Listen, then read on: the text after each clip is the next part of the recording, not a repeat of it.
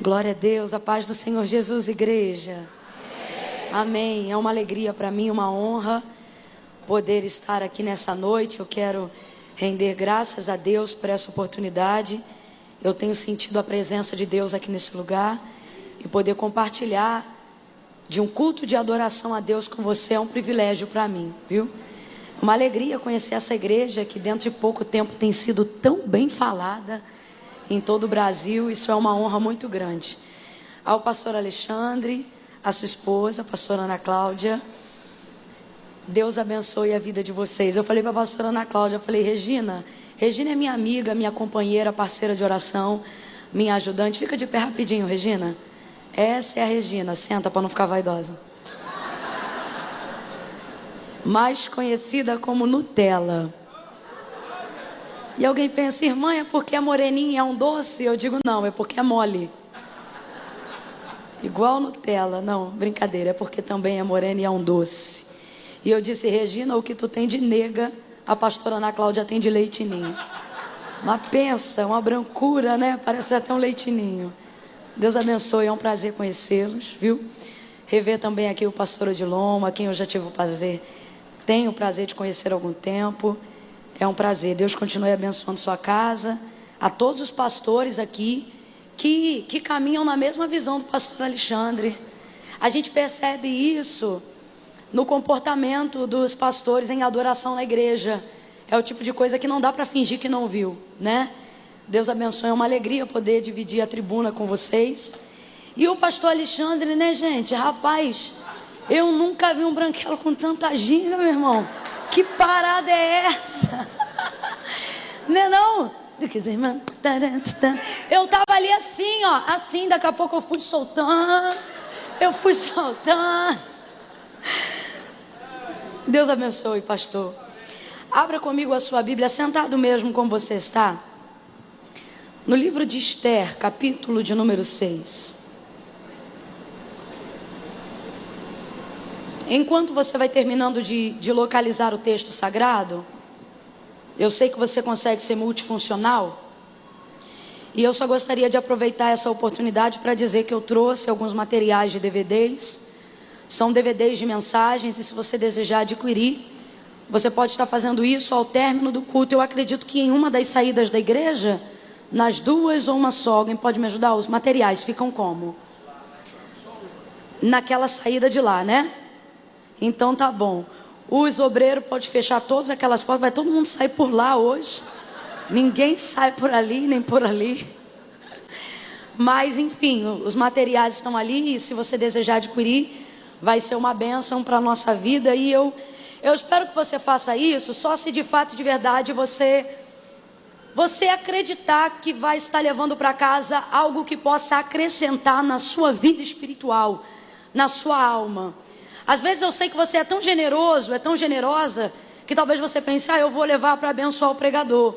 Mas a sua maneira de me abençoar não pode gerar um prejuízo para você, porque isso não é bênção.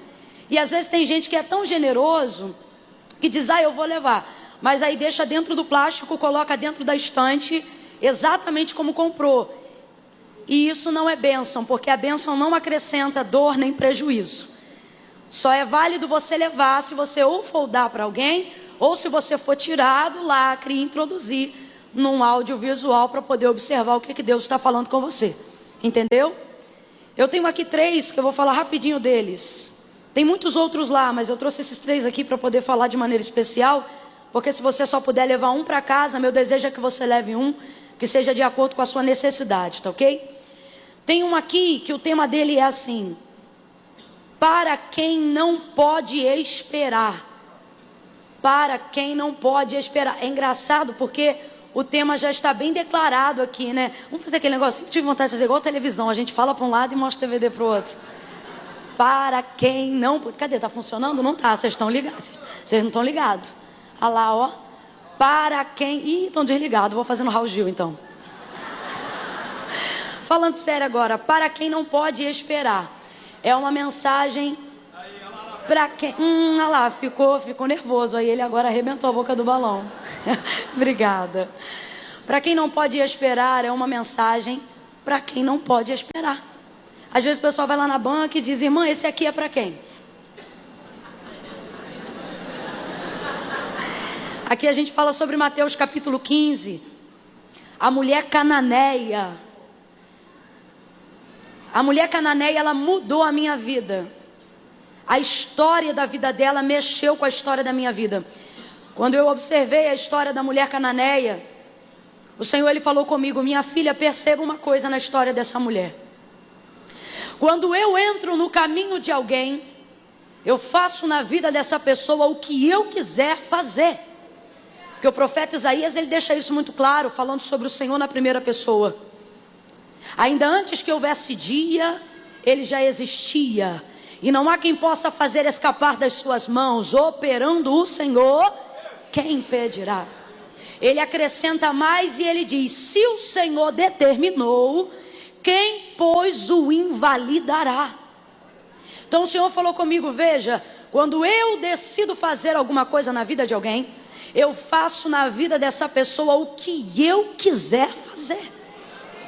Ele olhou para Zaqueu, numa rua onde tinham aproximadamente 40 casas sacerdotais, e ele escolheu o cobrador de impostos. Ele disse: Zaqueu, desce depressa, porque hoje me convém é eu quero, a decisão é minha. Entrar na tua casa. E entrou ou não entrou? E fez segundo a sua vontade na casa e na vida de Zaqueu. Por quê? Porque quando Deus quer fazer alguma coisa na vida de alguém, Ele faz. E aí ele disse para mim: minha filha, quando eu entro no caminho de alguém, eu faço na vida dessa pessoa o que eu quiser fazer. E o que isso tem a ver com a vida da mulher cananeia? O avesso. Porque não foi ele que entrou no caminho dela, foi ela que entrou no caminho dele. Então ele me disse isso, eu levo para a minha vida. Quando eu entro no caminho de alguém, eu faço na vida dessa pessoa o que eu quiser fazer. Mas quando esse alguém entra no meu caminho, eu faço por essa pessoa até o que eu não tinha que fazer.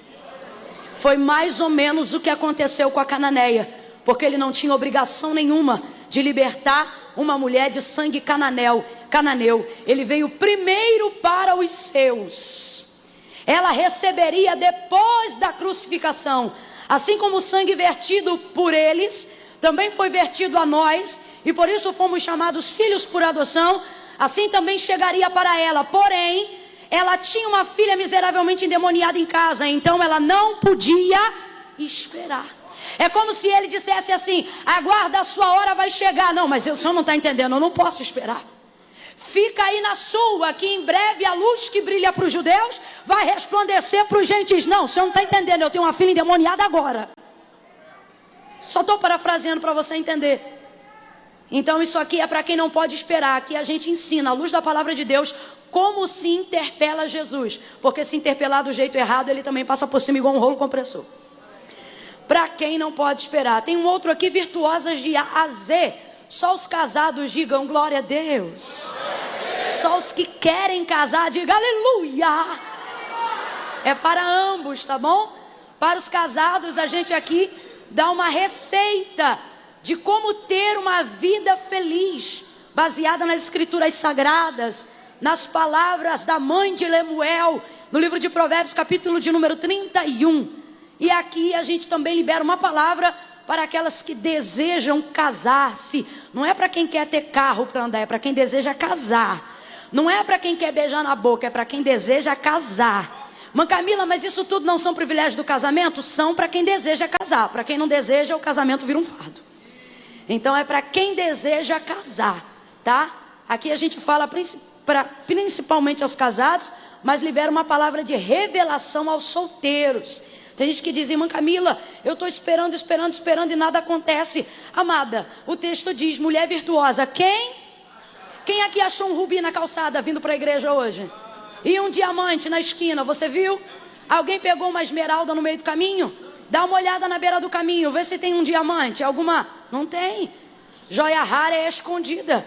Irmã Camila, não entendi. O Senhor disse: eu não estou demorando, eu estou preparando um bom cavador para você, minha filha. Tá bom? E ergue-te. Uma mensagem muito forte que o Senhor ministrou ao nosso coração sobre a justiça de Deus. Não é a vingança de Deus, é a justiça de Deus.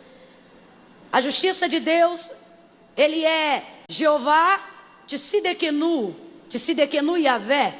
É interessante porque quando você vai estudar a palavra Tsidekenu, ela não é justiça apenas como nós falamos no vocábulo português, mas ela sugere equilíbrio, o que significa que Jeová é nossa justiça. Não é apenas justiça para deixar um bem e outro mal, porque isso é trapo de imundície. A nossa justiça é assim. Na nossa justiça, para alguém vencer, alguém tem que perder. Na nossa justiça, para alguém ganhar, alguém tem que falir. Na nossa justiça, para a justiça ser feita, alguém tem que ficar preso, né?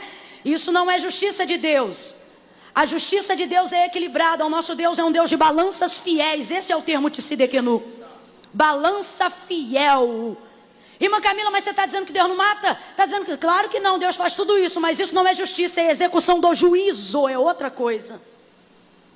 Então aqui a gente ensina através da vida de Agar, Sara e Abraão, que o Deus de justiça vai trazer equilíbrio.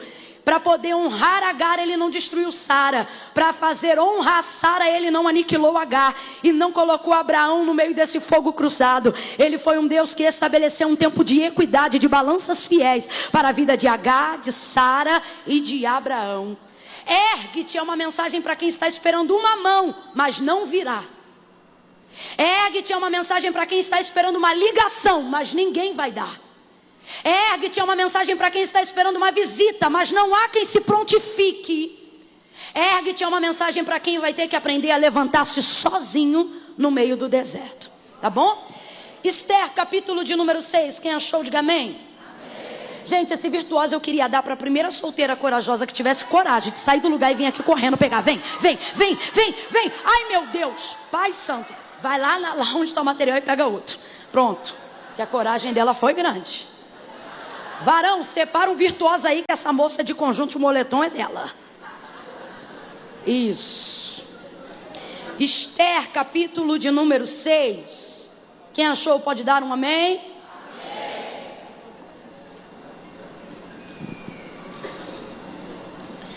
Há 2 dias atrás eu estive com uma grande amiga. Nós tivemos a ideia de pregar uma mensagem juntas. É uma coisa que de vez em quando o Senhor nos dá uma estratégia para fazer. A gente escolhe um texto, estuda o texto junto e simultaneamente a gente prega junto. E há 2 dias atrás o Senhor confiou essa palavra ao meu coração e ao coração dessa amiga, a missionária Gabriela Lopes. E hoje, vindo para cá, o Espírito de Deus trouxe ao meu coração uma vez mais essa palavra. E Ele disse que era para esse tempo. Oh, aleluia. Esther, capítulo de número 6. Nós vamos ler apenas do verso 1 ao 4. Quem achou, diga amém. Amém. Naquela noite, o rei não pôde dormir, de sorte que mandou trazer o livro das crônicas, os registros do seu reino, os quais se leram diante dele.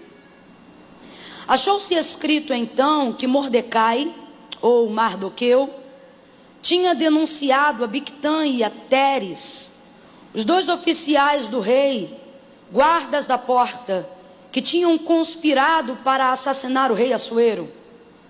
E perguntou ao rei: que honra e reconhecimento se deu por isto a Mardoqueu? E os moços do rei disseram aos seus servos: coisa nenhuma se lhe fez. E disse o rei: quem está no pátio? Ora, Amã tinha acabado de entrar no pátio exterior do palácio do rei para dizer ao rei que se enforcasse a Mardoqueu na forca que lhe tinha preparado.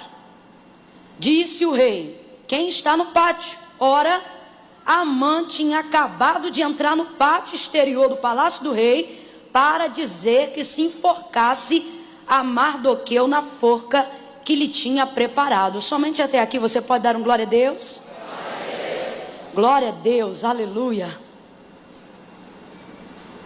Esse judeu Mardoqueu, ele está de pano de saco, com cinza sobre a cabeça e posicionado já há algum tempo na porta do palácio real.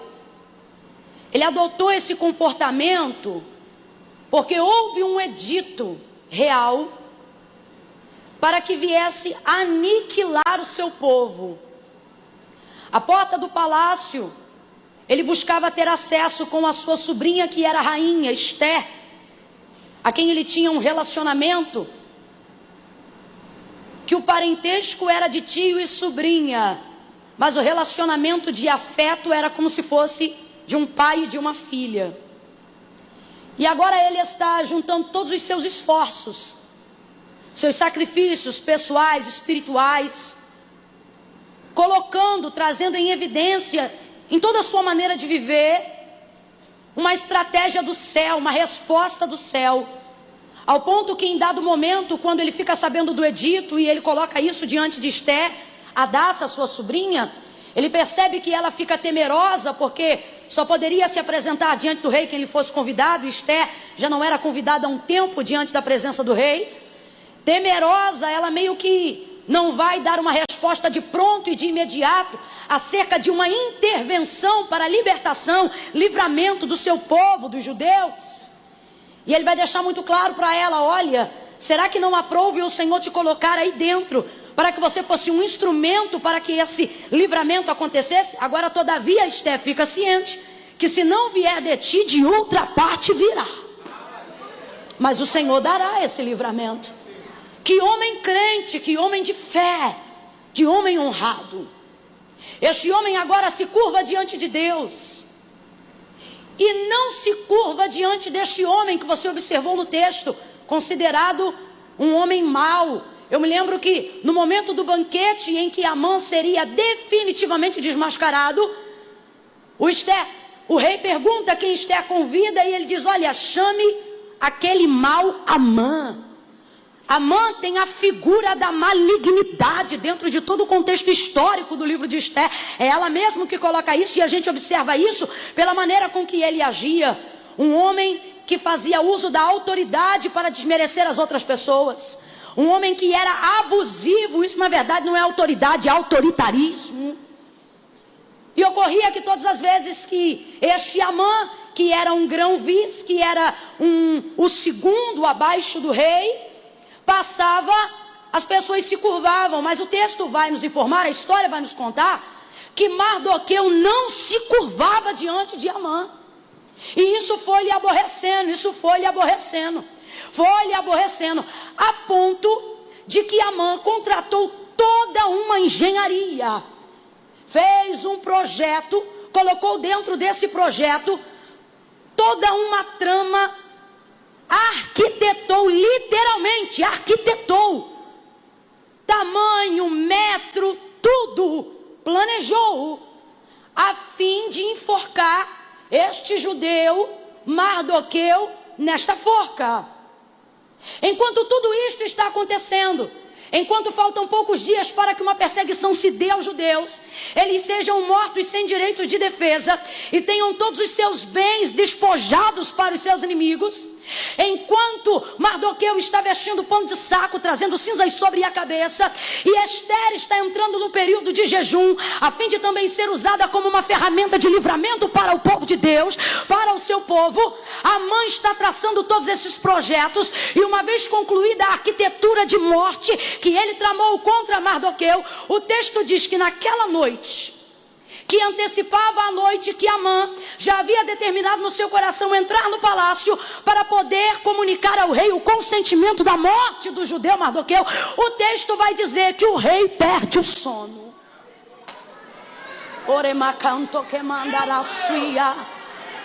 O rei perde o sono e ele diz: traga-me o livro das crônicas. Para ficar bem simples, para todo mundo entender, abra a sua boca e diga: o livro dos registros.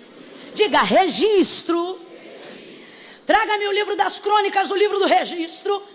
Vem os seus servos, colocam o livro das crônicas, o registro. O que é o registro? O registro é quando você deixa anotado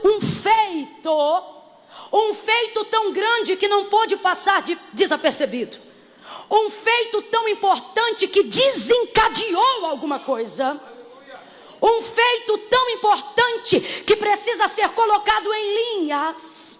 Quando você pensa algo e guarda para você, o pensamento é seu.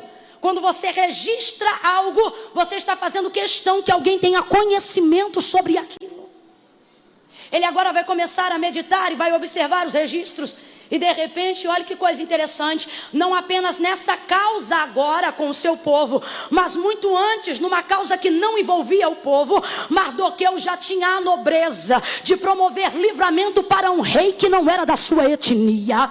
E o texto vai dizer que ele, ao observar aquele livro, percebeu que Mardoqueu havia denunciado e automaticamente desbaratado um estratagema de alguns guardas para poder assassinar o rei Assuero. Ele vai dizer aqui e deixar muito claro, ele denunciou a Bigtã e a Teres. Só que é maravilhoso, é um homem de coragem. Quem denuncia tem que dar a cara para bater. É tremendo, é por isso que o rei deseja agradar-se da honra de Mardoqueu. Porque Mardoqueu, ao denunciar alguém, não é o tipo da pessoa que pede para gabinete para dizer, eu ouvi dizer. Ele não é do tipo da pessoa que pede para conversar para dizer, olha, eu estou sabendo. Não, ele é o tipo da pessoa que diz, tem nome, tem endereço, eu ouvi, e pode botar o meu nome para dizer que sou eu que estou falando. Ele denuncia a Bigtã e a Teres e livra o rei de uma conspiração para assassinato. Eu não sei se você está entendendo, mas é uma pessoa, é um livramento que produz a uma pessoa, que beneficia toda uma nação. Foi isso que Mardoqueu fez. Isso foi registrado. Um registro de um feito realizado em oculto. E por isso não gerou recompensa imediata. Mas foi registrado. Ainda não foi recompensado, mas está. Ainda não foi publicado, mas está. Ainda não saiu no jornal, mas está. Teu pastor ainda não sabe, mas está. Teus filhos não viram, mas está. O Senhor te trouxe hoje aqui para te dizer, a honra que você faz em secreto gera recompensa em público. Aquilo que Mardoqueu fez vai gerar um registro real. Quando você abre a sua Bíblia, no livro do profeta Malaquias, capítulo 3, verso de número 16, você vai ver Israel vivendo um tempo de apostasia espiritual. Eles estavam tão distantes daquilo que agradava a Deus, no que tange a entrega de ofertas e sacrifícios principalmente, que o povo via que a sentença não vinha de Deus. Então o povo começou a dizer entre si, olha, pode ser soberbo mesmo, porque não há paga para esse pecado. Quer saber? Pode viver desregrado como nós estamos vivendo, porque não há quem sentencie o que nós estamos fazendo. Deus vai usar a boca do profeta Malaquias para denunciar esse comportamento de Israel. Contudo, todavia, o versículo 16 vai dizer, mas diga aí, Malaquias, que todos aqueles que temem ao meu nome e todos aqueles que falam em meu nome, há um registro e um livro de memorial diante de mim, aonde está anotado o nome de cada um. O que Deus está dizendo é, para quem quer pecar, que peque. Para quem quer ver o circo pegar fogo, deixa pegar. Para quem está achando que não tem consequência, que continue fazendo. Diga apenas para os meus servos que eu tenho visto todas as vezes que eles mencionam o meu nome com temor. Isto está registrado, Malaquias. Pega na mão de pelo menos 2 pessoas aí, vai. Não segura de qualquer jeito, não. Segura com graça, meu irmão.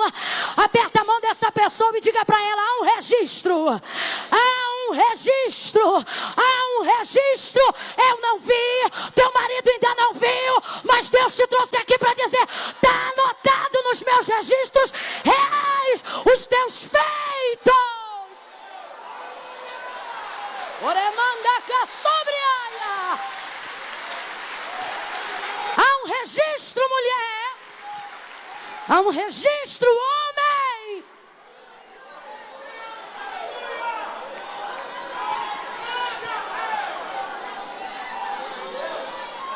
Davi, em dias de lamento, vai cantar salmos que começam tristes, mas que terminam alegres. Porque enquanto ele ora e ele canta, ele vai se lembrando das coisas que Deus já o permitiu fazer. É mais ou menos como quando a gente começa a orar. Começa uma oração às vezes de lamento, mas parece que o Espírito vai trazendo a lembrança, né? aquilo que nos dá esperança, e a gente começa a lembrar e daqui a pouco cresce na oração, porque lembra que é um registro daquilo que aconteceu.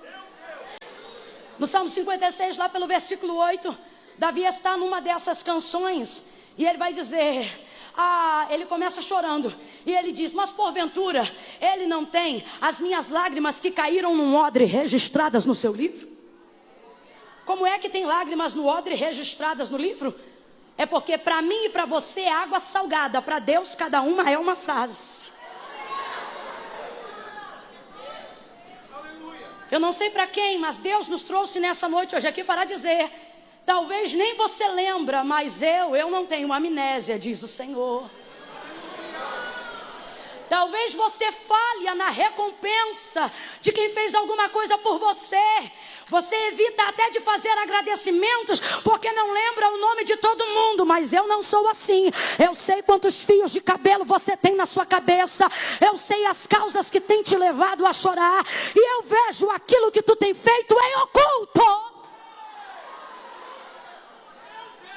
Todo feito em oculto trará de Deus uma recompensa pública.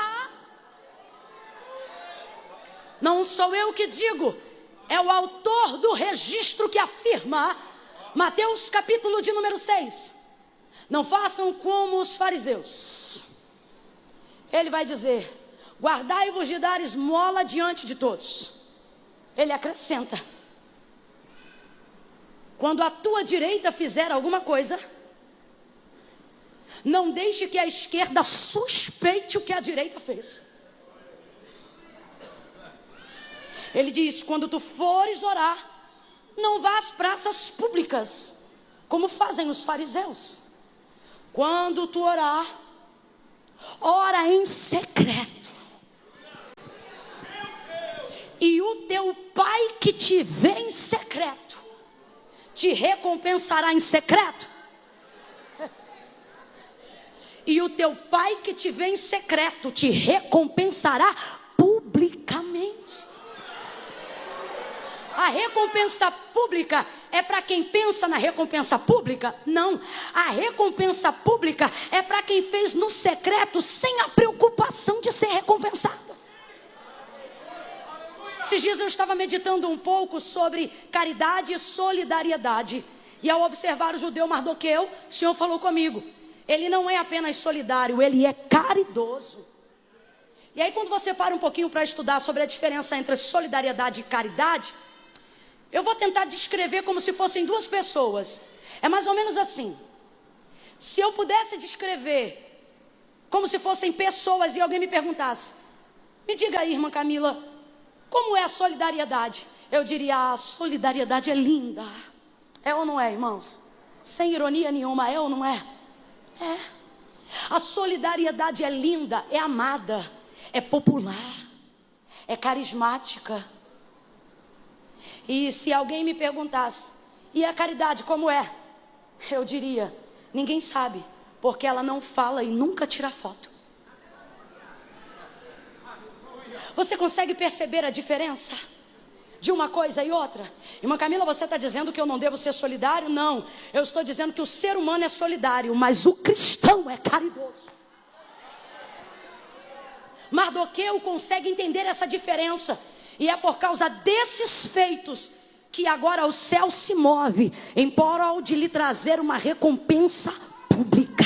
Eu não sei o coração de qual cristão a palavra de Deus veio acertar hoje, mas ele está indo ao encontro daqueles que desejam, para dizer: olha, eu vou te ensinar a ter prazer no secreto, eu vou te ensinar a ser honrado quando ninguém está vendo, eu vou forjar o teu caráter dentro de um quarto de porta fechada, eu vou te tirar uns dias da rede social para te ensinar a observar segredos que não podem ser publicados a lugar nenhum. E em tempo oportuno, você vai ver que o teu pai que registra em secreto te recompensará publicamente. Oh, aleluia. Enquanto o rei vê aquilo e pensa: e agora? Foi feita alguma coisa por esse homem? Não. a mente dele começa a trabalhar. E o que é que eu vou fazer por esse homem? Porque quem serve com honra, recebe honra, irmãos. Jesus vai dizer a quem honra, ele diz a quem honra elogio, a quem honra dinheiro, a quem honra cargo. Não, a quem honra, honra. A única moeda que paga honra é honra. E ele agora vai procurar uma maneira de honrar esse homem que lhe honrou. E ele começa a pensar: o que eu vou fazer para honrar esse homem? O que eu vou fazer para honrar esse homem? Enquanto ele está pensando em si, ele já estabeleceu um decreto. Qual decreto? Eu vou honrar ele. Eu ainda não sei o que eu vou fazer, mas que eu vou honrar ele, eu vou. Dentro dele ele já estabeleceu um decreto. Ocorre que ele quer uma ajuda para saber de que forma ele pode estabelecer o decreto do seu coração. E aí ele pergunta: tem alguém aí fora? E os guardas respondem: Amã acabou de chegar. A gente leu aqui que Amã tinha acabado de chegar, por quê? Porque ele queria falar do projeto da forca que preparou para Mardoqueu. Quem lembra disso, diga glória a Deus. Só que enquanto ele vem para trazer um projeto, o rei já estabeleceu um decreto. Enquanto ele vem com um projeto, o rei já determinou em seu coração fazer algo para honrar a Mardoqueu. Às vezes a gente se preocupa com os projetos do nosso adversário em nossa direção. E a gente pensa: rapaz, eu sei que estão projetando, eu sei que estão falando, eu sei que estão arquitetando. Só que pare para analisar: o que o inimigo tem? Um projeto. O que Mardoqueu tem? Um feito. Um projeto nunca será maior do que o feito. O nome de Mardoqueu não está nos registros reais porque ele tinha projetos. O nome de Mardoqueu está nos registros reais porque ele tinha projetos não entram nos registros. O que entram nos registros são realizações. Quando você vai contratar alguém, quando você deseja ter alguém do seu lado, você escolhe alguém que tem projetos ou alguém que tem realizações. Que obreiro é bom, pastor? O obreiro que diz: pensei nisso, pensei nisso, pensei nisso, pensei aquilo. Ou o obreiro que diz: já fiz isso, já fiz isso, já fiz isso e já fiz aquilo. O que o inimigo tem é um projeto. O que Mardoqueu tem é O projeto não libera decreto, mas o feito estabelece o decreto. Amã vem entrando com um projeto, só que ele vai dar de frente com um decreto. Quando Ecabada sebre com Manaio, se eu fosse você eu já estava glorificando, porque eu não sei se você está entendendo, mas Deus te trouxe nessa noite de domingo para te dizer: não temas os projetos, eu estabeleci sobre a tua casa decretos que vêm antes dos projetos que o teu adversário projetou. Veja, o projeto é engenhoso.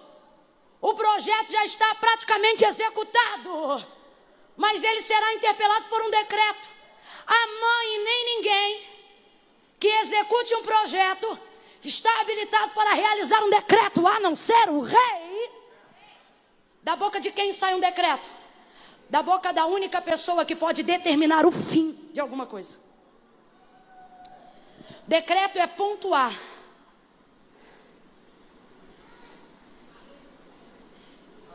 Quem determina o fim de uma novela nunca é o protagonista. Menos ainda o coadjuvante. Por mais que sejam participantes de tudo que está acontecendo. Só pode determinar o fim quem tem o controle do começo. A quem pertencem os decretos? A pessoas que têm autoridade para determinar como vai ser o... E que homem na terra pode determinar o fim?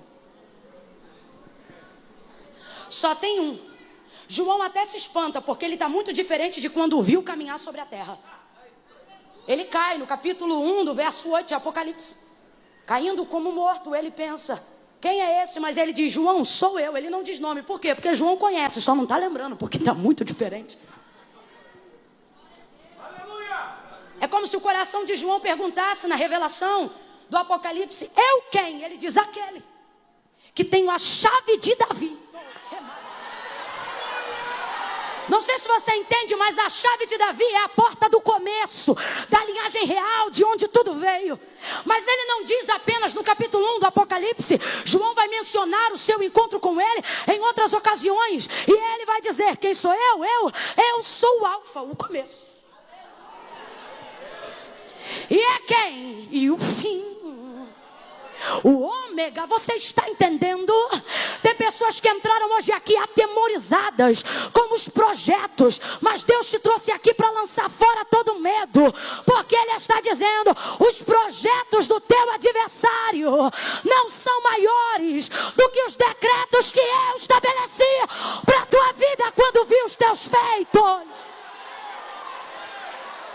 Se é para aplaudir, aplaude com vontade, na certeza de que há decretos de Deus estabelecidos para a tua vida desde o dia que Ele te criou. Oh, aleluia! Você não faz parte de um processo aleatório, garoto. Você não faz parte de um processo aleatório de nascimento, menina. Mas a minha mãe não me queria, a tua mãe não te queria, mas o pai já te sondava antes de você entrar no ventre do seu pai e da sua mãe. Todos os projetos que permeiam a sua vida não passam disso, de projetos. Ele vai chamar a Jeremias, vai deixar muito claro. Jeremias, aonde eu te mandar ir, você vai. O que eu te mandar dizer, você diz. Onde eu te mandar entrar, você entra. De onde eu te mandar retirar, tu retira. Ele diz, se eu te mandar edificar, tu edifica. Quando eu mandar derrubar, tu derruba. A profecia é muito forte. E ele diz, Senhor, eu sou uma criança. Ele diz, não digas eu sou uma criança. Porque antes que te formasse. Quando a mãe entra, ele vem com projetos, com questões circunstanciais. Quando ele encontra o rei não tem questões circunstanciais. O rei tem feitos substanciais. Então veja, os projetos dele perdem o efeito diante dos decretos do rei. Olha ele dizendo, Jeremias, antes que te formasse no ventre, eu te conheci. E as nações te dei. Jeremias, se você não for até as nações virão até você, porque eu já uni vocês. Tem gente aqui que está perturbado da mente, pensando, mas fizeram isso, a circunstância é assim, o jeito é assado e desse jeito não vai dar. O Senhor está dizendo questões circunstanciais. Eu me lembro quando o Senhor chamou a Moisés no meio da sarça e disse, Moisés, vai, porque tu serás o libertador do meu povo. Ele diz, Senhor, eu não sei falar. E a ira do Senhor se acendeu contra Moisés, diz o texto. Por quê? Porque Deus fica, eu vou usar um termo só para a gente entender, indignado de ver a gente apresentando questões circunstanciais diante de palavras substanciais. A palavra é, eu te chamei. Ele diz, olha, mas eu não sei falar. Aí a ira do Senhor se acende contra Moisés e diz, quem fez a boca do que fala, Moisés? Não fui eu, Senhor. Quem fez a boca do mundo, Moisés? Eu não sei se você está entendendo, mas o que Deus está dizendo é, Moisés, eu não estou te chamando porque você fala, porque se você fosse mudo, isso também não seria empecilho para eu te usar. É você, meu filho.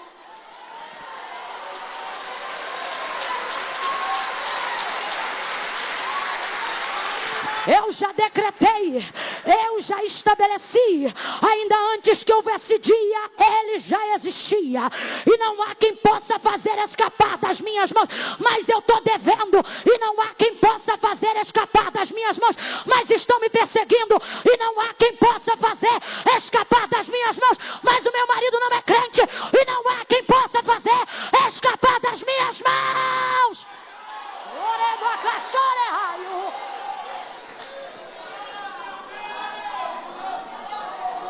Você se sente ameaçado porque o inimigo sabe o poder de um decreto. É por isso que ele lança contra você projetos com cara de decretos. Então ele vem com um nível de ameaça como se aquilo estivesse decretado. Eu vou matar, eu vou destruir, eu vou acabar, eu vou eliminar. É assim que ele age, ele já age assim há muito tempo. Quando você observa o livro de 2 Reis, capítulo de número 20, se eu não me engano, 1 Reis 20, você vai observar um homem chamado Ben-Hadad, que se levanta contra o rei de Israel, Acabe, naquela ocasião, e ele manda um mensageiro liberar para Acabe um decreto. Fala para ele que amanhã, antes do meio-dia, tudo que é dele é meu, e todo o povo desta terra se tornará escravo do meu reino. Acabe, ao ouvir aquilo, frouxo como era, manda mensagem de paz. Quando o inimigo manda mensagem de guerra, não devolva a mensagem de paz. Tem gente que prefere ficar quietinho para evitar o estardalhaço. Você pode levantar bandeira branca para qualquer ser humano nessa terra, mas quando o inferno levantar, com ele não tem paz, é guerra. E ele diz, Acabe então vai ficar com medo. Ele diz, ô meu irmão, vai chamar o inimigo de irmão. Ô meu irmão, não faz isso não, minha casa é tua, meus filhos são teus. Fica comigo, fica à vontade, vamos jantar, vamos almoçar. Quando você tenta estabelecer paz num reino espiritual que deseja te armar guerra, ele não retroage nem se aliança, ele expande o território. Antes era só a parte de Israel. Aí agora ele manda um segundo recado e ele diz assim, agora porque tu disseste que é meu irmão, fica ciente que amanhã, antes do meio-dia, o pó de Samaria não será o suficiente para conter embaixo dos meus pés. Ele estava numa parte e entrou agora na outra. Acabe fica cheio de medo, o profeta se levanta. O profeta que o Senhor envia diz para ele, pode ir contra eles. E aí ele pergunta, mas quem ataca, eu ou eles? Aí o profeta diz, quem ataca é a gente. Ué, mas quem começou foi ele, exatamente. Ah, quem pode entender? Quem pode entender? Às vezes alguém não entende a estratégia de ataque da igreja. Às vezes alguém não entende a estratégia de ataque da oração nas regiões celestiais. E diz, mas por que você ora assim? Mas por que você fala assim? Eu falo assim porque aqui você está vendo eu atacando. Mas não sabe que quem começou foi ele. Quem ameaçou foi ele. Ele se levanta contra o exército. E o texto diz que o Senhor entrega os assírios na mão de Israel. Os assírios saem em fuga, são eliminados. Cabo de um ano, passa a revista. Levanta-se o exército de novo para contra-atacar Israel. E eles diziam, dessa vez nós venceremos. O texto diz que os assírios enchiam a terra, enquanto Israel se locomovia como 2 montes de cabras. Agora nós vamos vencer. Olha a palavra dos assírios. Da última vez que eles nos venceram no monte, porque o Deus deles é Deus de monte. Mas agora nós vamos encurralá-los no vale. Quando você está do lado de quem estabelece o decreto, o lugar não importa. Eles dizem, vamos guerrear no monte. Vamos guerrear no vale, porque o Deus deles é de monte. Eu lembrei, o Deus deles é de monte. Elias orava no monte, respondia fogo do monte. Lembrei, o Deus deles é de monte. Encurrala eles no vale, porque lá a gente acaba com eles. Encurralaram no vale os 2 montes de cabra. Acabaram com o exército dos assírios que enchiam a terra. Eles fugiram que nem criancinha correndo para o colo da mãe depois do tombo. 2 montes de cabra. Por quê? Porque não importa a quantidade quando eu estou do lado de quem estabelece o decreto. Não importa o lugar quando eu estou do lado de quem determina o fim. Você está entendendo o decreto como quem determina o fim? É isso que Deus está dizendo para você hoje aqui. Porque tu teme os meios, se eu sou o dono do fim. Eu sou o dono do fim. E os assírios vão correndo dizendo, corre! Por quê? Porque o Deus de monte também é Deus de vale. O Deus de cima também é Deus de baixo. saíram correndo. Agora eu não te contei um versículo interessante nesse contexto, sabe qual? Antes de meio-dia, quando se deu a guerra, os 32 reis que andavam com Ben-Hadad já estavam bebendo entre as tendas. Por quê? Eles tinham certeza que não tinha como 2 montes de cabra vencer uma multidão que enche a terra. São 32 reis, contando 33 com Ben-Hadad contra um Acabe. Mas é que não é Acabe. Sabe por que eles estão bebendo? É comportamento que só se fazia depois da guerra. Mas eles têm tanta certeza de que não tem como perder, que eles já bebem antes. Olha para o teu irmão, fala para ele: o inimigo está bebendo antes. Enquanto ele encharca a cara de vinho, aonde há contenda, a gente vai se enchendo do Espírito. Botou para correr, meu irmão. Com Senaqueribe foi a mesma coisa. Senaqueribe tem um histórico. Ele chega com a afronta e ele diz assim: o que vai ser feito de vocês é o mesmo que eu fiz. Diga, aonde estão os deuses de Ramate? Aonde estão os deuses de Arpade? Aonde estão os deuses de Sefarvaim? Aonde estão os deuses de Rena, os deuses de Iva? Ele traz um currículo, rapaz, um histórico de quem ele já destruiu. Só que dessa vez ele está em Jerusalém. Ele quer entrar em Jerusalém. Aqui não tem Deus de Ramate. Aqui não tem Deus de Rena. Aqui não tem Deus de Iva. Aqui não tem deuses estranhos como em Samaria.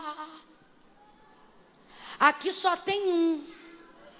Oremacana Séria.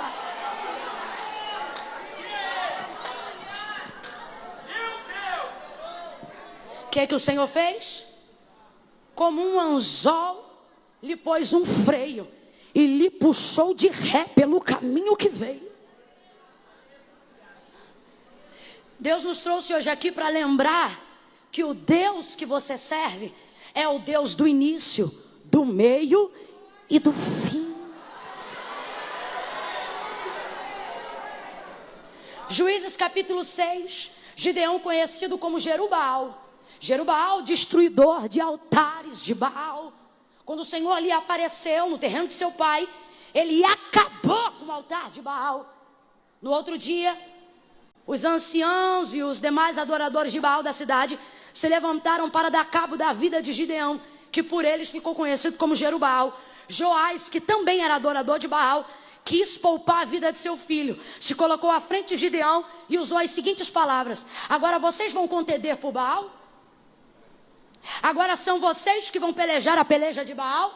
E aí eu fico impressionada, porque para proteger o filho, ele diz para eles: pois se Baal é Deus, que se defenda. Aí eu te pergunto, Baal se defendeu de Gideão? Baal se defendeu da marreta? Baal se defendeu de alguma coisa? Não, porque o Senhor já havia dito para Israel: não cai na deles, porque eles têm boca, mas não falam, ouvidos, mas não ouvem, pés, mas não caminham, mãos, mas não apalpam. Antes precisam ser carregados por aqueles que foram criados. E o nosso Deus nos trouxe aqui para lembrar da sua grandeza. E Ele está dizendo em contrapartida a isto: Ele tem olhos como chama de fogo, Ele tem os seus pés como latão reluzente, e na sua coxa direita está escrito: Rei dos reis, Senhor dos senhores. Levante a sua mão para adorar ao Deus que fala, ao Deus que defende, ao Deus que julga, ao Deus que protege você. E que nessa noite está desfazendo projetos pelo poder dos seus decretos. Oh, aleluia! Oh, aleluia! Aleluia! Aleluia! Oh, aleluia! Adore esse Deus!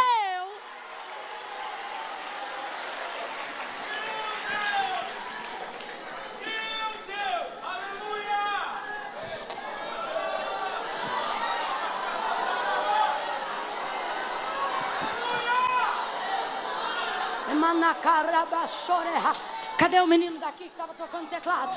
Rebara sebre comarachuia. Camanda sebre. Rebara soreha. Recamana soreha. Rebada soreha barachuia.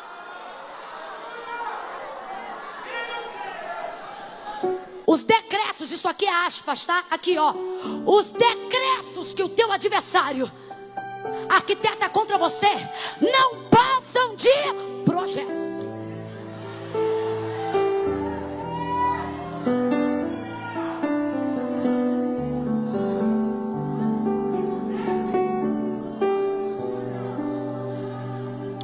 Um pouquinho só mais baixinho.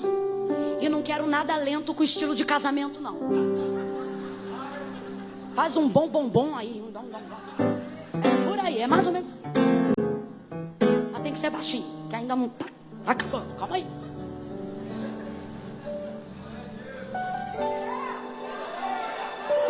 Veja como todos os projetos de Amã contra Mardoqueu foram frustrados, porque decretos suplantam projetos.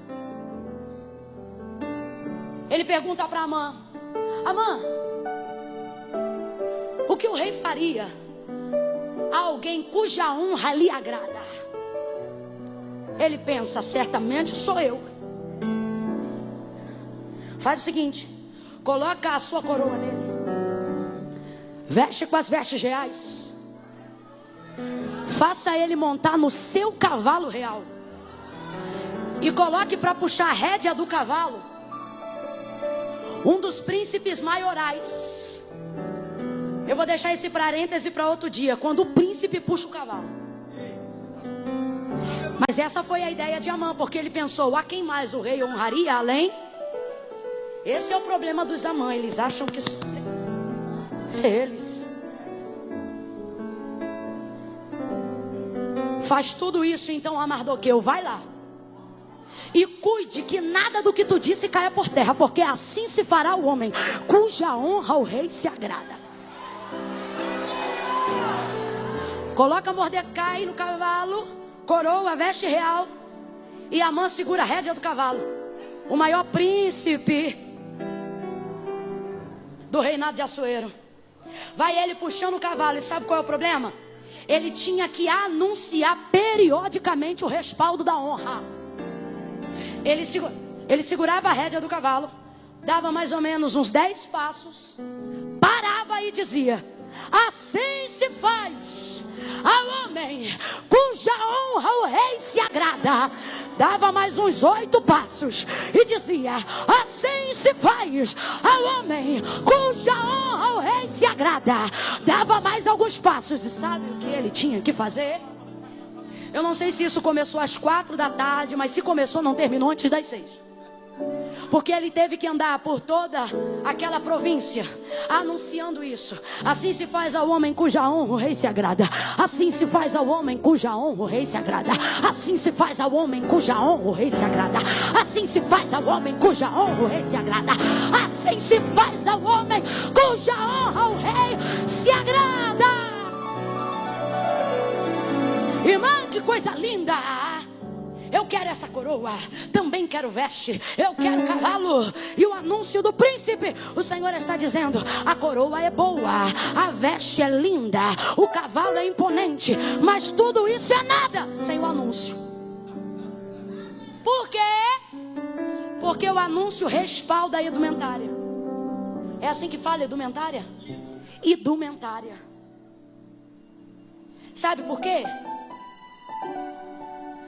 O anúncio traz todo o respaldo daquilo que está sendo feito. Às vezes a gente dá valor demais à veste.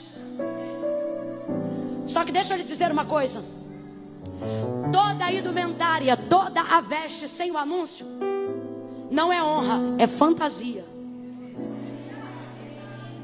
Você sabia que bobos da corte também usavam tecidos reais? Porque eles precisavam contracenar algumas cenas da família real. Conta a história com H mesmo, tá? História arquivada, registrada. Que bobos da corte também têm acesso a tecidos reais para construir as suas fantasias.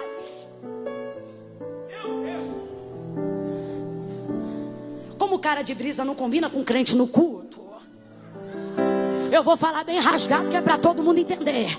Tem muita gente achando que está na realeza porque está com as vestes, mas sem o respaldo do rei. É bobo da corte, é fantasia.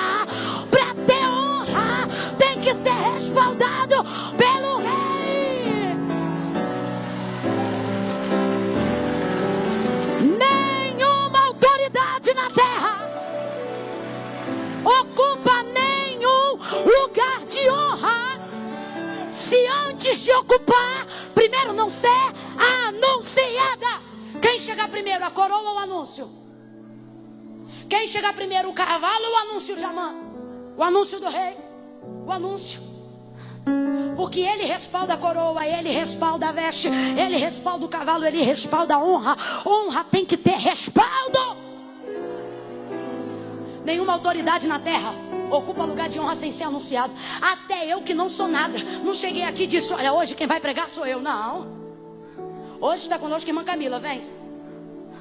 Você já viu o presidente fazer um anúncio sem ser primeiro anunciado por alguém? Quando a presidência da república vai falar, os jornais são obrigados a interromper o programa fazendo um anúncio para respaldar a honra da autoridade. Leva mal não, irmão, é desse jeito que eu estou falando. Tem muito bobo da corte fantasiado querendo dizer que é da realeza. Cadê o respaldo?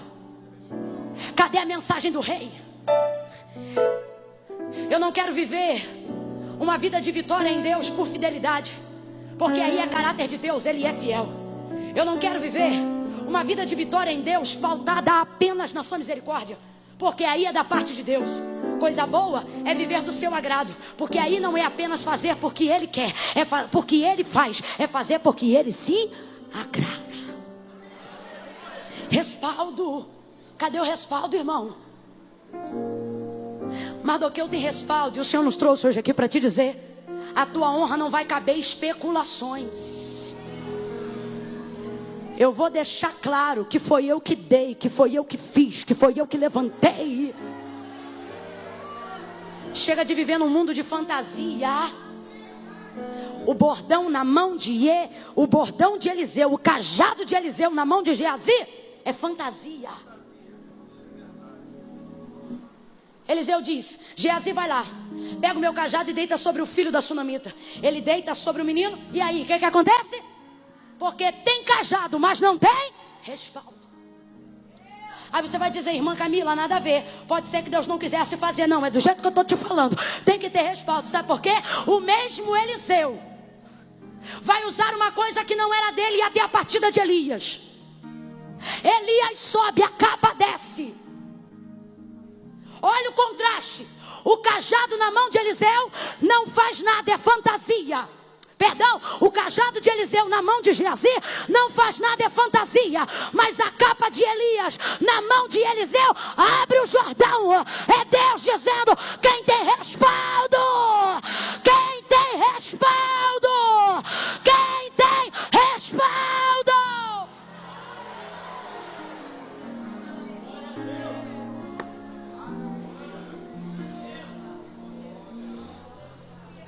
Você vai ver um Mardoqueu que não se preocupa em saber se a mãe está projetando alguma coisa contra ele ou não. Nem vou entrar nisso. Mas tem muita gente aqui usando o seu tempo para tentar desfazer o que sabe que o inimigo está projetando. Hoje Deus está te fazendo um convite. Ele está dizendo: vem caminhar para as coisas do reino. Posso falar uma coisa? Se porventura dessa vida Mardoqueu se preocupasse com os projetos de Amã, eles lhe seriam distrações para que as questões do reino não fossem resolvidas. Agora eu te pergunto: o que são maiores? Projetos pessoais ou projetos de nação? Nação.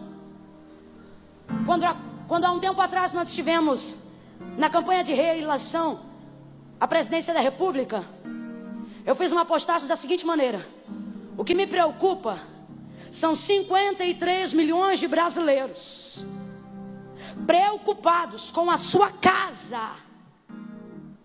Porque eu estava mencionando um plano do governo que atraía uma quantidade grande de votos para um presidente em questão que já havia provado que não estava tendo qualificação para dar continuidade.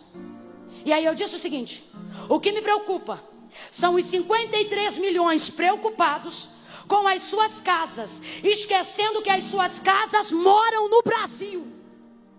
Irmã Camila, o que isso significa? Eu quero dizer que a causa coletiva te inclui, queridão.